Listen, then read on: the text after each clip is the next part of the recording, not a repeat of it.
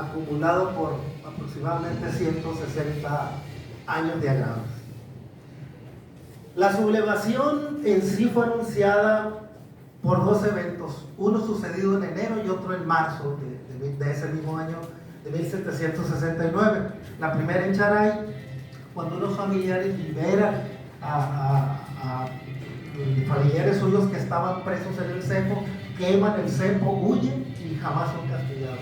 La segunda, que fue mucho más violenta, la de marzo, una partida de indígenas ataca la hacienda de Tobaca, que estaba al lado norte del río Fuerte, y luego atacan el pueblo de Mochicagua, donde sí definitivamente son ataques y es saqueo, y se meten a la iglesia, profanan los santos, los desnudan, matan al ministro, matan al fiscal y matan a otros, hieren a otros santos. Es fuerte. El problema se soltó en Fuerte a nivel de, les podría decir, de los antecedentes inmediatos. Después de eso, llega el mes de junio. La fecha que tenemos estimada para el inicio de la sublevación fue el 17 de junio. Porque claramente se establece que el 18 de junio don José de Gálvez fue avisado estando él en el Real de los Álamos, actual Sonora. Y él inmediatamente, aparte de solicitar refuerzos de todo tipo, envía a don Eusebio Ventura Beleña, su mano derecha, su segundo, su subdelegado, precisamente para contener el levantamiento sucedido en el pueblo de Charay. Él sale el 19, llega el 20 a las 8 de la mañana, no puede cruzar el río, suma el Fuerte, baja hasta Tehueco, toma 50 milicianos, llega a Charay y sin darle oportunidad a nada, los Lloremes lo atacan. Ese es el primer combate que se suscita. Lo atacan, hay varios heridos, y definitivamente los soldados protegen a don Eusebio Ventura Beleña y se refugian en la casa del párroco del lugar y los tienen sitiados por el orden de 2 semanas. Eso se dio entre el 20 y el 22 de junio. Después de eso se dieron otros 2 ataques a Charay comandados por don Esteban Gutiérrez de Gandarilla, el jefe de las milicias del Fuerte, pero fracasando totalmente. No pudo, en el primer caso rompió un primer cerco, pero el segundo no, tuvo que huir, dejando en el campo no solo heridos, sino enseres, haberes de guerra que abandonó. El cuarto combate que se da también en Mochicagua, se da ya en Mochicagua, pero también al mando de don Esteban Gutiérrez de Gandarilla. Y ahí, dicho por el propio José de Gálvez, fue una verdadera derrota, así, contra las huestes españolas, repito, al mando de don Esteban Gutiérrez de Gandarilla. Después de eso, con los días que habían pasado, definitivamente llegan los refuerzos, llegan las armas, llegan más soldados, se integran mucho más indios amigos, entre comillas, y definitivamente se organiza el ejército de otra manera, y ese nuevo contingente al mando de don Tadeo Padilla se dirige de nuevo a la zona del río Fuerte, se posiciona frente a Charay, tampoco puede cruzar por falta de canoa, sube al Fuerte, baja a Charay, y ahí sí, aunque no hay un relato de la batalla, ni de heridos ni de muertos, en realidad se dice que ahí el relato español dice que se le rindieron como 300 lloremes, y finalmente libera a Eusebio Ventura Beleña y regresa a Álamos con él el 6 de julio de 1769. Todavía adicional, llega más refuerzos y finalmente llegan también a Álamos don José Antonio de Vildósola, un capitán muy afamado en ese tiempo en el área de Sonora, sobre todo, y el sargento mayor don Matías de Arjona, que al final de cuentas, recién nombrado gobernador de las Californias, José de Gálvez lo nombra, lo pone al mando del ejército, y ellos salen el 7 de julio desde Álamos a la región de Río Fuerte. Entre el 8 y el 15 de julio no hay información de dónde fueron los combates, ni cuándo fueron, ni los resultados específicos. Se sabe que se dieron. Estamos suponiendo que los combates pudieron darse entre Mochicabo y San Miguel porque eran los pueblos que se mencionaban rebeldes todavía al 6 de julio. Entonces, de repente los documentos emitidos por José de Gálvez y otros simplemente empiezan a hablar ya de la derrota de Lloreme y ahí concluye la sublevación.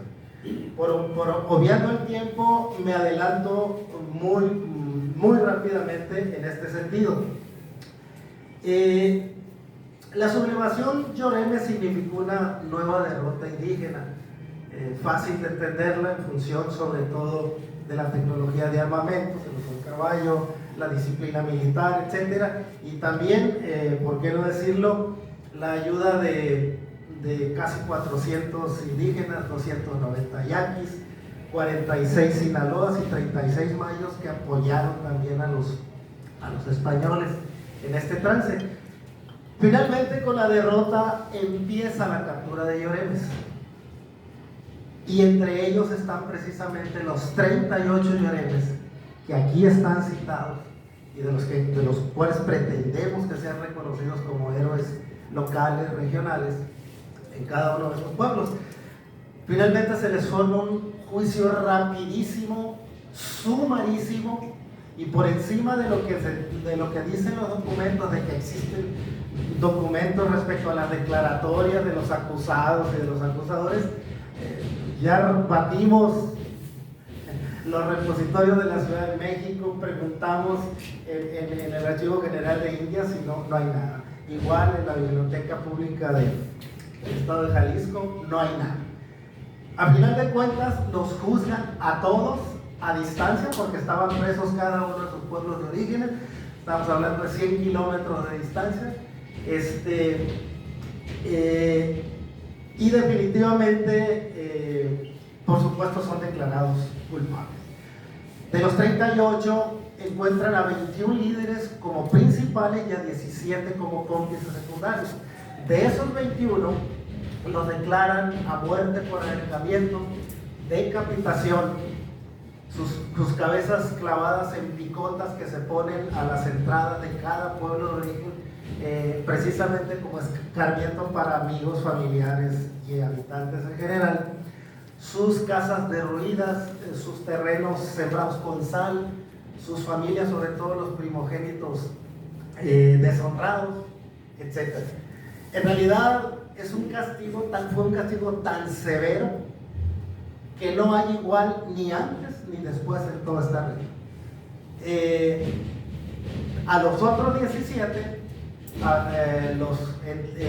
encontraron dos niveles de responsabilidad. A todos, a los 17, la humillación del corte de pelo.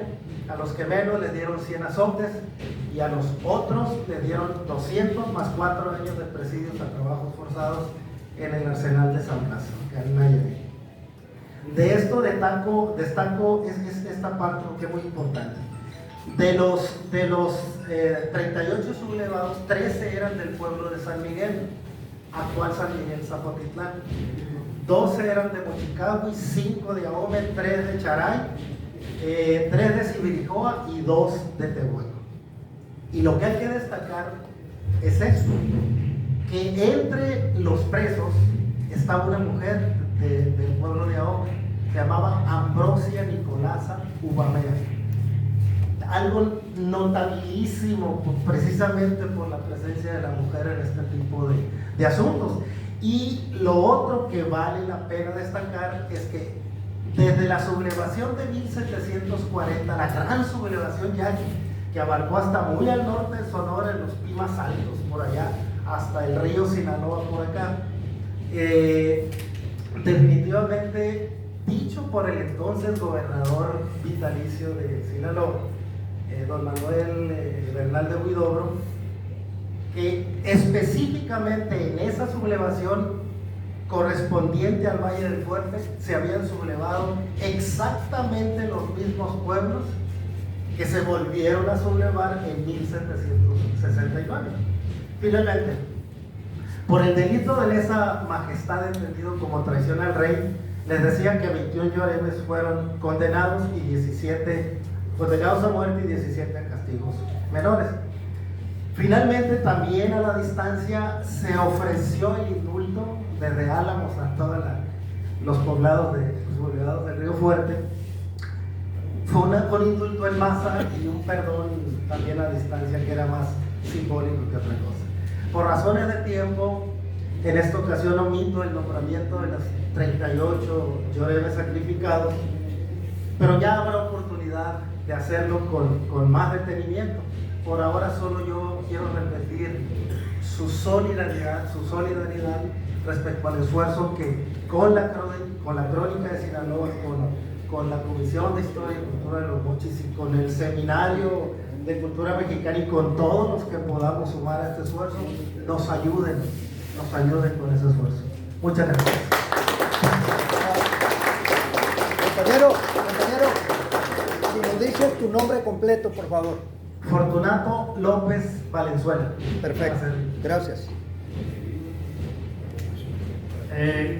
Les recuerdo que las ponencias, los que no las han mandado por correo electrónico, nos las entreguen aquí o nos las envíen por correo que ya está en la convocatoria. Les podemos tomar fotos ahorita para que no quede para después. Si las traen ahí en físico, les tomamos fotos para la memoria. Vamos a darle continuidad. Miren, tenemos pendiente 2, 4, 6, 7, 10 ponencias. Les voy a pedir encarecidamente a los ponentes que hagan la administración del tiempo. No lo vamos a terminar aquí con las dos asambleas que nos quedan. Pues, Ángel Villalba. adelante. ¿Tienen biblioteca aquí en Chile? ¿Les puedo dejar uno? ¿No está el encargado de la biblioteca de aquí de Chile? Yo tengo un museo con biblioteca, Le voy a regalar uno. también tengo otra biblioteca acá. No, Este para el museo sería un dato muy importante. Lo dejo aquí en mi enlace. Uno para cine histórico, Adelante.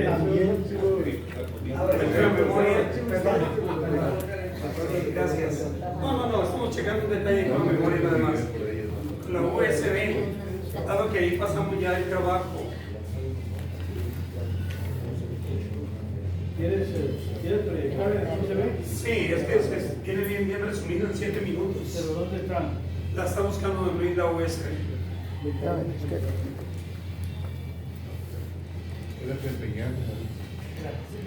Tanto que la encuentra. La villa de San Ignacio de Choy, fundada el 31 de julio de 1607, caminó muy lento a través de los años. Era un pueblo demasiado pequeño que cuando llega el municipio libre de Choice, el día 1 de enero de 1917, apenas éramos 3,000 habitantes. Sigue caminando como villa y llega el momento en que se traslapa a ciudad por allá en 1974 con un decreto en el que por el solo hecho de ser cabecera se convierte en ciudad.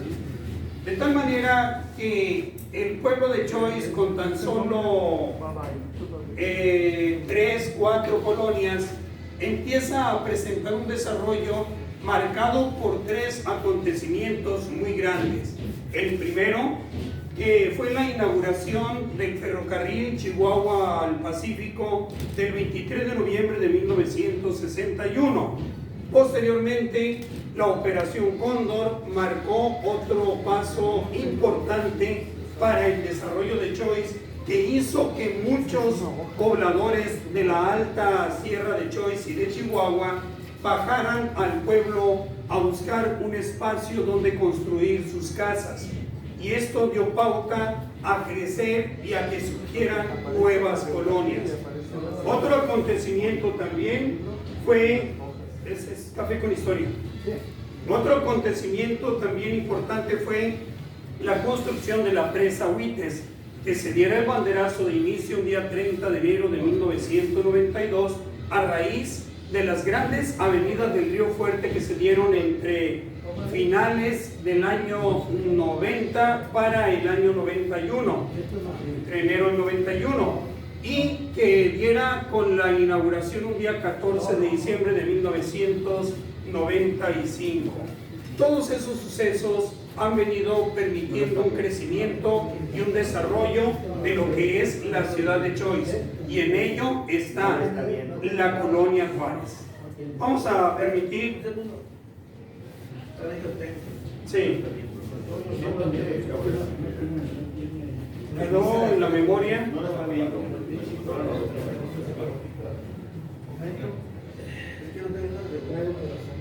Es cachilul.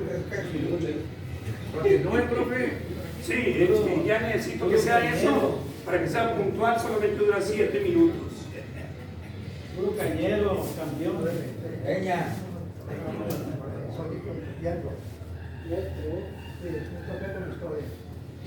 La presentación directa.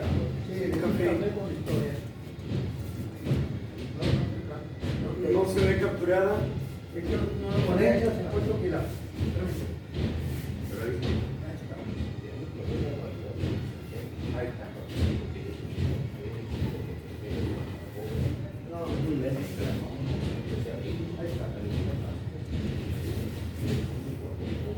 Fue con la historia de la segunda. Y ahí estamos. La Candelaria. No, es la segunda. Esa. Ahí. Ahí vaya. Ahí está. Sí, ahí está. Y pues los invito a presenciar un video muy corto, de solamente 7 minutos, que nos habla acerca de la colonia Juárez de Joyce. No tiene sonido. Ah, ¿no tiene audio? Hay que. Cuéntamelo. Por el micrófono. A ver si lo que alcance.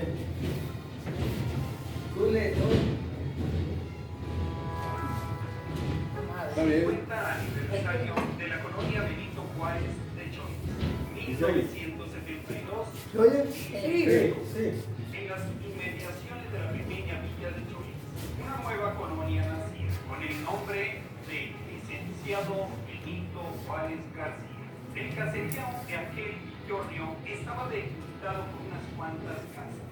Su población era de aproximadamente 5,000 habitantes. En 1972 gobernaba la villa el doctor Jacobo Navarro Murillo, su secretario el señor Juan Alonso Pérez y sus regidores Armando Velázquez Álvarez, Ángel Manuel Valenzuela Ocañez, Cruz Acosta Sarmiento y Juanita Leiva Campos.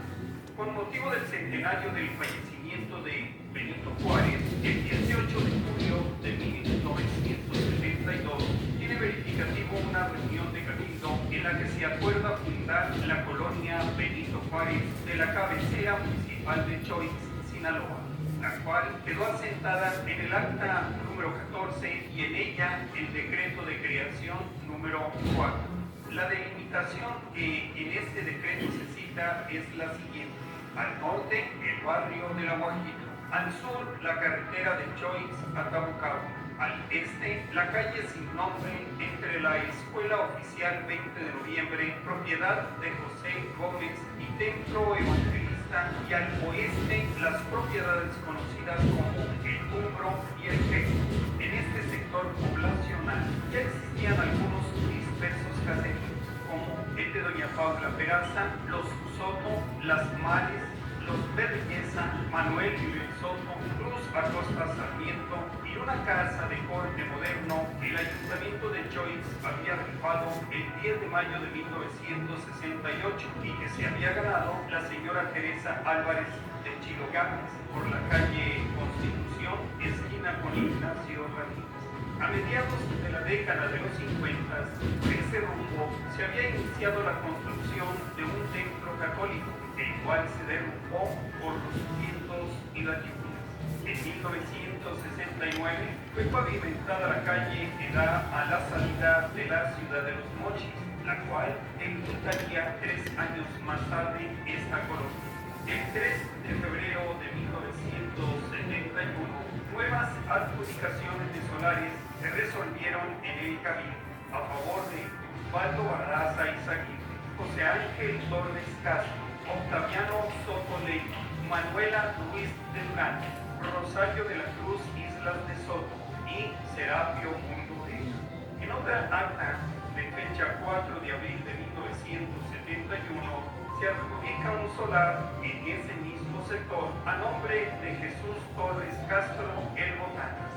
En la delimitación de la nueva colonia Benito Juárez se incluía la escuela primaria 20 de noviembre, la escuela secundaria Hernando Ramos y la naciente escuela preparatoria popular 1 de mayo incorporada a la UAS. En 1975 se asigna la nomenclatura a las calles de esta nueva colonia, destacando la del general Benjamín Gil, de origen choicense y que fuera secretario de Guerra y Marina de este país.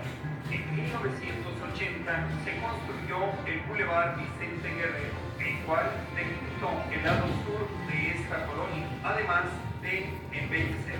También en 1980 se construye el primer módulo deportivo consistente en canchas de tenis, básquet y voleibol, consolidando la unidad deportiva municipal con el nombre de Israel Martínez Morales en diciembre de 2010.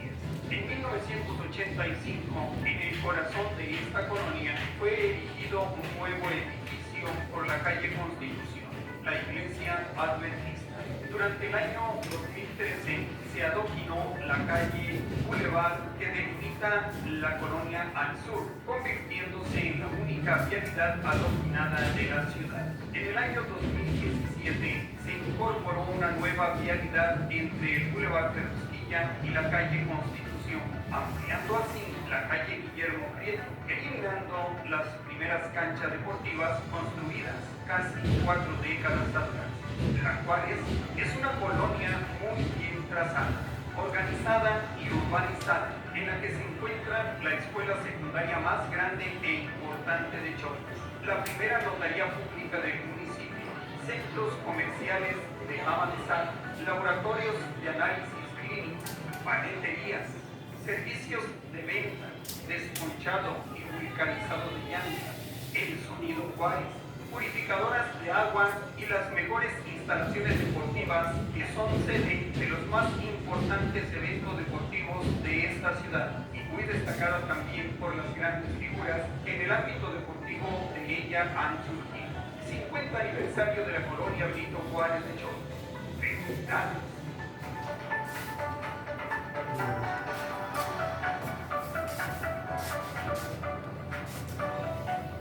Muy bien.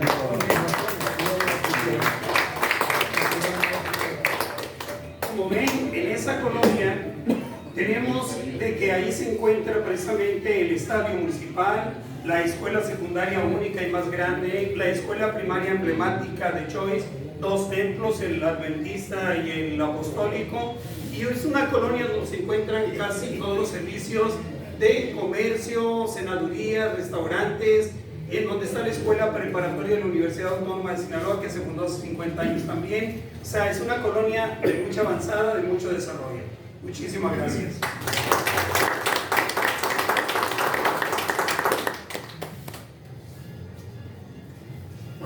Muy bien, tiene la palabra Arturo Noriega de Los Mochis con su ponencia Leona Vicario.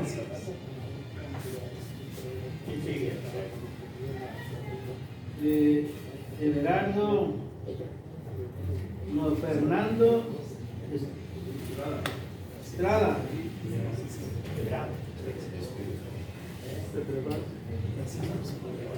Estás 2 veces inscrito, Fernando. Síguese como usted Sigues tú. Luego Rubén Romero.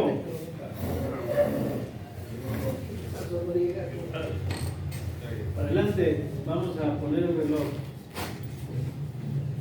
Muy buenos días, tengan todos ustedes. Gracias por esta oportunidad. Con el permiso de la mesa y la venia de todos ustedes. Mi plática es relativa a nuestra relación con doña Leona Vicario. Y es una serie de ensayos denominados pláticas. Esta ocasión es Pláticas con mi padre. Dice así: en pláticas con mi padre, don Andrés Noriega Alcaraz, precisamente el día 3 de julio de 1971, el día que cumplía 50 años de edad, en la ciudad de Los Mochis, después de la comida que mi madre le tenía preparada, consistente en costillitas de puerco en salsa verde, con frijolitos en agua y sal, de arroz blanco, monisqueta le llamaba él, luego pastel de ciruela y rodajas de plátano macho, fritos en mantequilla y aceite, escarchados con azúcar.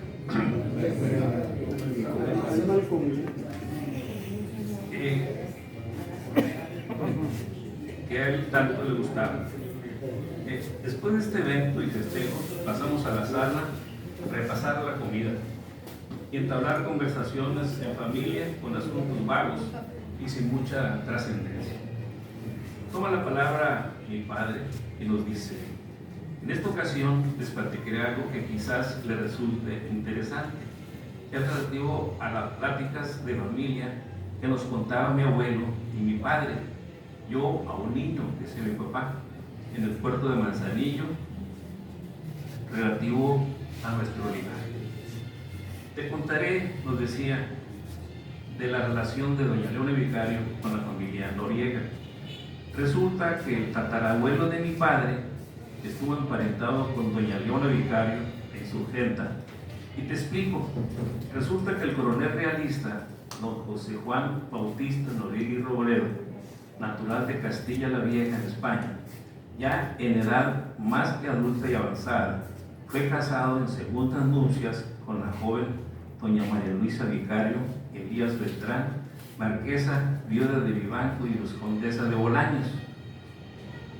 Ya con una pequeña hija en su primer matrimonio, doña María Luisa era hija de don Gaspar Martín Vicario y de su primera esposa, doña Petra Elías Beltrán, y era media hermana de doña María Soledad Camila Vicario Fernández de San Salvador y Montiel, doña Leona, hija de don Gaspar Martín Vicario y de Camila Fernández de San Salvador y Montiel, segunda esposa de este, casados en el año de 1787, doña Leona, nacida en el año de 1789. Leona era sobrina del destacado abogado don Fernando Fernández de San Salvador y Montiel, fallecido en la Ciudad de México en agosto de 1842, doña Leona Vicario, en plena época santanista, habiendo procreado dos hijas con el destacado jurisconsulto don Andrés Quintana Roo. A doña Leona en esa época se le nombró, en 1842, la madre de la patria. A su vez, don Gaspar Martín era hijo de don Manuel Martín y Conde, natural de Ampudia, del corregimiento de Palencia en España, y de doña Ignacia Vicario de Íñigo. Luego doña Camila Fernández, hija de don Casimiro Fernández de San Salvador y Risco, natural de Zacatecas, y doña Isabel Montiel García de Andrade, nacida en la ciudad de Toluca, en el hoy Estado de México. Doña María Luisa había casado en su primer matrimonio con don Antonio Guadalupe Marqués de Vivanco, del cual enviudó para posteriormente casarse con el coronel realista, como lo he mencionado, don José Juan Bautista Noriega y Robledo, ya un viejo militar, nuestro pariente. Su matrimonio sucedió en el año de 1810 y ya viuda del coronel se casó con su primo don Santiago Moreno Vicario. Previo a su matrimonio, el coronel Noriega había procreado en su primer matrimonio a don José Juan Noriega, quien vivió de 1800 a 1865, quien resulta ser el bisabuelo de mi padre, bisabuelo de mi papá, nacido en la Ciudad de México, en la Nueva España. Y este a su vez procreó a don Juan Pablo Noriega, nacido en Atotonilco, en los Altos de Jalisco, ya en el México insurgente, en el año de 1833, quien falleció en la misma ciudad en el año de 1875, abuelo de mi padre y tatarabuelo mío. Este tuvo como hijo a don Bruno Noriega, nacido en Colima, en el año de 1865, murió en Manzanillo, Colima, en el año de 1899, quien viene siendo papá de mi padre y bisabuelo mío. Por último, mi padre, decía mi papá, don Juan Noriega Valdivia, hijo de Bruno Noriega, de María Jesús Valdivia, quien nació y murió en el puerto de Manzanillo, Colima, quien casó en Villa de Álvarez, Colima, con doña Guadalupe Alcaraz Villalobos, y vivió de 1893 a 1963, de quien ya te he contado en otras ocasiones su historia, quien viene siendo tu abuelo, mi abuelo. Por último, yo nacido, decía mi padre, en el puerto de Manzanillo en el año de 1921, y hoy estoy cumpliendo precisamente mi medio siglo de vida. Y ustedes son los últimos Noriegas, nacidos en San Blas, Sinaloa, de esta dinastía de mi familia. Es así como nuestro ancestro, el gran linaje de José Juan Bautista Noriega Robredo, estuvo emparentado con una heroína de la guerra de independencia, quien sacrificó sus bienes para financiar el movimiento armado de septiembre de 1810. Y al triunfo de esta revolución nos liberamos del yugo español. Después de esta interesante narrativa, yo, un jovenzuelo de escasos 17 años, le pregunto a mi padre: papá, ¿es verdad que tú participaste durante la Segunda Guerra Mundial?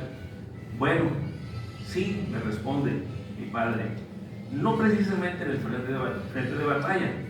Te comento, hijo, en esa época yo laboraba en la Marina Mercante, embarcado en el buque Corrigan 4 como radiotelegrafista. Esto ocurrió desde 1938, iniciando mi carrera naval en el puerto de Manzanillo, Colima, lugar donde nací, como tú ya lo sabes. Al terminar mi educación, decía mi padre, en la primaria en el puerto, en la Escuela Benito Juárez, que en aquel tiempo la primaria elemental solo llegaba hasta cuarto grado. Luego estudié telegrafía, taquigrafía, mecanografía, radiotelegrafía e inglés durante 3 años, para estar preparado para el trabajo en la Marina Mercante, lo cual logré trabajando desde esa época, embarcado, realizando múltiples viajes desde San Francisco, los Estados Unidos, hasta la República de Chile, con estancias en distintos puertos de los países costeros de Centroamérica y Sudamérica, por el Pacífico y también por el Atlántico, pasando en varias ocasiones por el Canal de Panamá, una grandiosa obra de ingeniería. Luego, cuando en el Golfo de México fueron hundidos varios barcos petroleros mexicanos, entre ellos el Potrero del Llano, por submarinos alemanes, el presidente general Manuel Ávila Camacho le declaró la guerra al eje y se preparó el país para el conflicto armado. Se envió a las Filipinas al Escuadrón 201 de pilotos aviadores. El ejército estuvo preparado y la Marina Mercante, por decreto, pasó a ser parte de la defensa del país. Por tal motivo nos otorgaron un grado militar a los tripulantes del navío durante la Segunda Guerra Mundial, como reserva militar. Así que, como te repito, se me otorgó un grado durante esa época.